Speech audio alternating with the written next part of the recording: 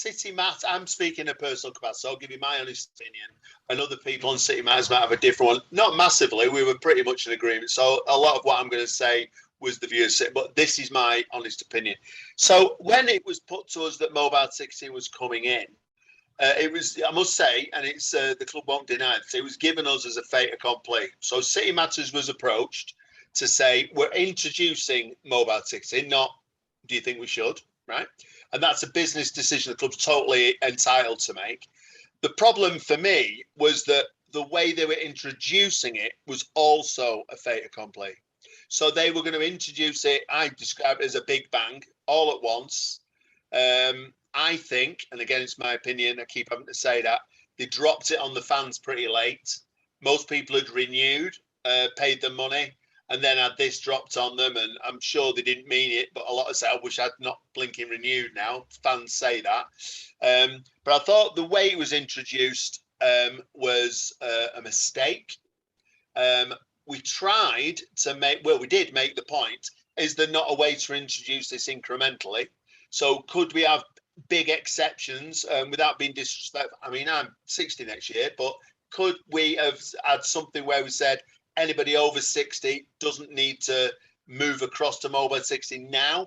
Could it be under 60s first? Could we do it stand by stand and introduce it? So right now, do, you know, the Colin Bell stand. So I believe if they'd have done it incrementally, whichever way they'd have done it, by age group or by stand or whatever they'd have wanted to do, some of the issues you guys, Amy and Tony, have just raised, you've just told very, very typical stories.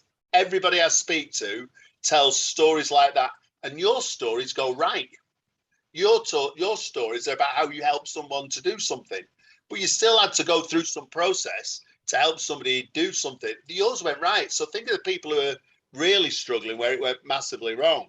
So everybody has found it challenging. Every fan, I believe, nearly every fan anyway, has found it, or has got someone close who they've had to help with it.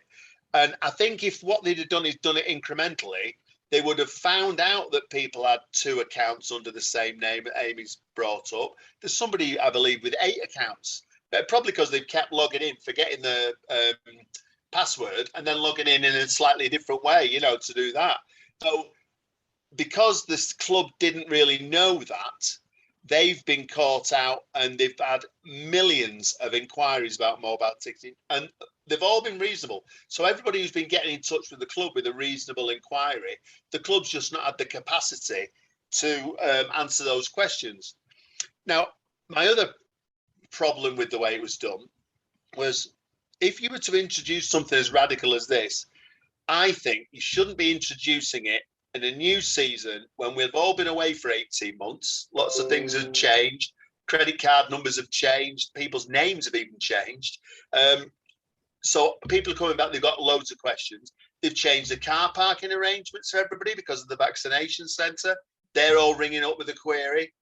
Food and drink suddenly went to contactless, I believe, credit card only. So there's so many changes all at once. In my opinion, the last thing you should be doing is introducing this. So I think they should have introduced it incrementally. We told the club that at the beginning, but I think by the time they told us about it, they were already on track to go with it. And so they couldn't stop the juggernaut they'd started. I'd like to think they wish they hadn't done that. And I actually think that they should apologise to the support, really, for the hell they've put them through over the last few weeks. I think they realised they couldn't cope with the volume. They definitely admit they couldn't cope with the volume of inquiries. I think they've been a bit astonished by that. On the plus side, I thought yesterday they did brilliantly at getting people in, making sure that nothing was too much trouble. They were helped by the fact that nobody thought the technology would work. So everybody went early. And not one fan I spoke to said, oh, the tech's going to work. Everyone thought it wouldn't. So loads went early. Then the cheaper food and drink out. So, and it was a 3 o'clock kickoff. The 12:30 that's coming up, you can't go quite as early, or most people can't.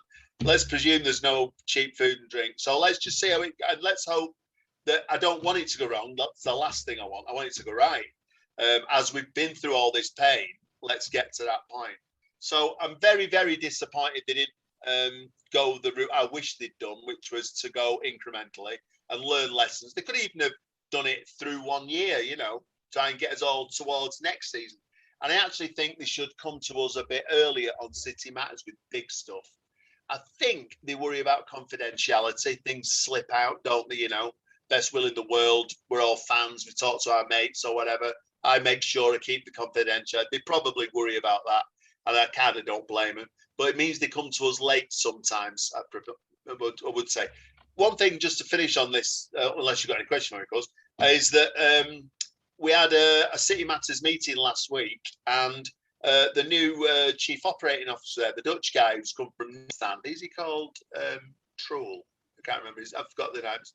Do you know his name? I've seen it on your Facebook page, so I've read the name. He's called Rule, R-O-E-L, but he's basically got a background working in international business, and he's for the City Group, so he'll be working with all the clubs in the City Group, I believe. We told him what I've just told you, and he seemed to be very supportive of us having a more active role, maybe getting involved earlier. We need to make sure we're professional back. So we're probably going to go away and talk about it, and hopefully we can get involved in bigger stuff a bit earlier, and they might be able to trust us, tell us, business sensitive things, and we might be able to get the fans' view across. We were pretty sure that they should have introduced it incrementally, and I think it's been proved right. Well, your transparency is to be applauded for a start off. I know Tony wants to ask you a question. I'll come to him in just a second. And I urge any fan to go on Solid Citizens, the Facebook page, and look at Mark's posts, because they are very definitive, very clear, and very straightforward. And I'm a big admirer of what Mark is trying to do, hence the reason for asking him on. And I've got a little bit of transparency that I can add to this, which by comparison is very trivial. But I was at the under-23 game on Friday.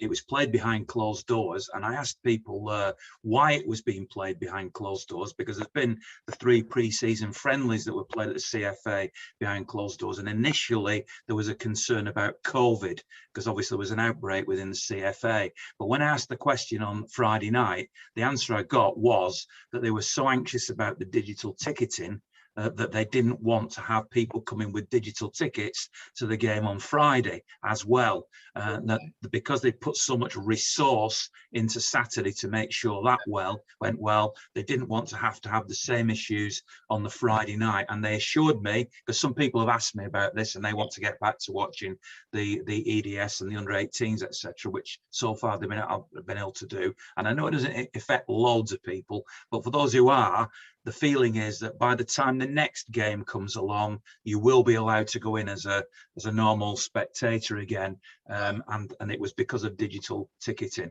Is there anything else you want to say, Mark, before Tony leaps on you? Sorry, Tony, just one more thing. The other thing I did, and other people on City Matters do this, I'm not the only one, is people were trying to get through to the club with really reasonable things. Now, all the other stuff didn't get answered. So I'm the disabled fans rep. So I was getting classic was a woman who brings a daughter who's got autism, who's really worried because of the queues for digital ticketing. She can't queue for ages to get stressed. She's trying to speak to someone at City to ask for something like kind of jump the queue, which of course she could because of her daughter's disability. And she can't get through. She's ringing me crying because she can't get through, and nobody's answering emails. So the problem with mobile ticketing wasn't just mobile ticketing. It was the knock-on effect for all these other perfectly reasonable. So what I did was a triage thing. So when I got hundreds of people asking me hundreds of questions, so I'd go through them. If I could give a 2-word answer, does this work? Yes, I did that.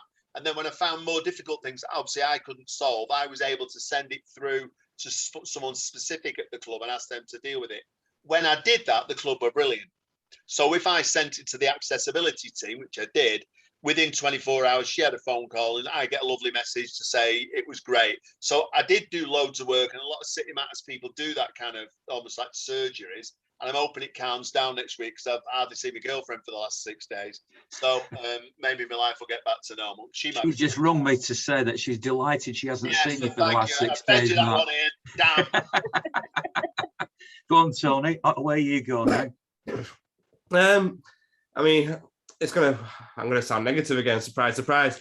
I think for me with City Matters, And this isn't anything on you, Mark. It's just a generic City Matters thing here.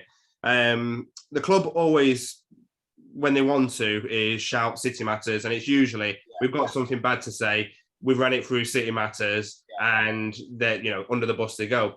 My issue with City Matters is this, and as I say, it's not. I know you all do inquiries, as you said, you've had hundreds this over the mobile ticketing, but I couldn't sit here and tell you my representative on City Matters is A or B or whoever it is. Amy, I don't know if you could tell me who yours is. And I think this is the problem for me with City Matters is that the club, when you get, for example, I'm seasonal, I get, oh, this is what you do, this is your parking, this is that and the other. They should even just include, and your City Matters rep is, if you have any inquiries or whatever.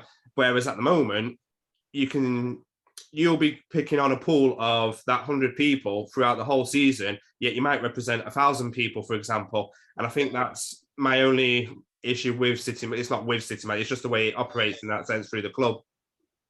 Do you mind saying? I'll answer that if that's all right. I mean, yeah, I agree with you to in part. We are always trying to get the club. We can't, in a way, we can't win. We say to the club, we want you to promote what we do more. We work. I've done nothing but these questions I'm not moaning, but I've done nothing but these questions. I went to a City Matters last Wednesday. I'm going to a City Matters equalities meeting, the first ever one. So I don't know what's going to happen tomorrow. So I am putting more work into this than any other job I have ever done. It takes over your flipping life.